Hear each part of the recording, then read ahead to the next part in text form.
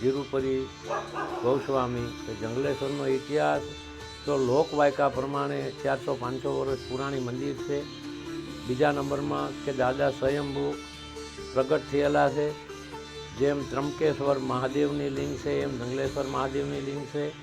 અને દાદાનું મુખ પશ્ચિમ મુખ જેને કહેવાય આઠમણું મુખ છે, અને તીર ઉપર જેને બાણ માથે બેઠા એમ કહેવાય છે. જંગલેશ્વર મહાદેવનો પરચો કરાચીમાં પૂરેલો છે, જે ખખ્ખર પરિવાર અટક છે, લુવાણા પરિવાર છે, જે હાલમાં મુંબઈ અમદાવાદ કુટુંબ સ્થાયી થયેલું છે, જેની તકતી પણ મારેલી છે. અને પુરાવા રૂપી અમદાવાદ છે, મુંબઈ છે, દર મહિને પ્લેનમાં આવે છે અને દર્શન કરીને પૂજા કરીને ધન્ય બને છે. જંગલેશ્વર મહાદેવ તો પુરાણમાં જ્યારે સમયને અનુસંધાને કે અહીંયા વન હોય, જંગલ હોય એને માટે હોય. અને એક એવી પણ લોકવાયકા છે કે રાજકોટ મહારાણી સાહેબ પણ અહીંયા પૂજા કરવા રથ લઈને કે કોઈ પણ સામાન લઈને અહીંયા આવતા હતા. એમ માનતાઓ અટકળ આવે છે અને દાદાઓની શ્રદ્ધાઓ બાજુમાં જ અમારે જંગલેશ્વર વિસ્તાર છે, તે પણ અહીંયા આવી અને દાદાને માનતા કરી જાય છે અને પૂજે છે. એટલે મેં હમણાં બોલ્યો એમ જંગલેશ્વર સામે વિસ્તાર છે. મુસલમાન લોકો પણ જંગલેશ્વર મહાદેવને સૂરમાના લાડવા ધરે છે, અથવા ગમે ત્યારે એની મનોકામના પૂરી થઈ હોય ત્યારે દર્શન કરવા આવે છે અને દાદાને થાળ ધરે.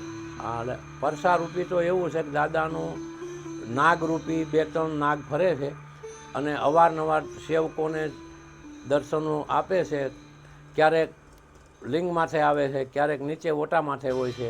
સાંજના ટાઈમે તો અચૂક આરતી ટાઈમે હાજર હોય જ છે.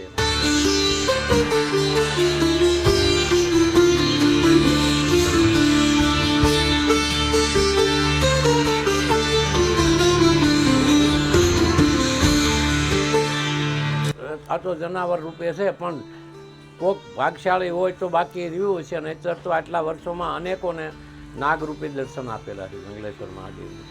મને અહીંયા નારાયણ 25 વર્ષ જેવું થયું છે, પણ શાંતિ અને મનોકામના સિદ્ધ કરે.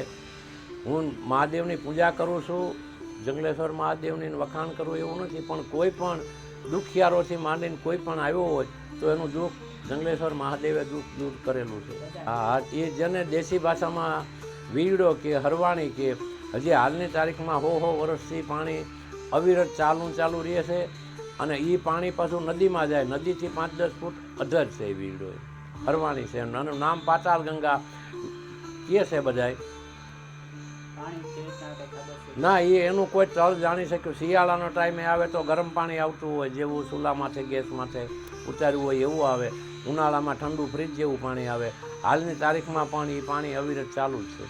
નહીં, મોટર અમે મૂકેલી છે. એકની મોટર આ 7-8 જણા પાણી ઉલેસતા, તોય પણ એમાંથી પાણી જરાક 1 ઇંચ ઘટ્યું નહોતું.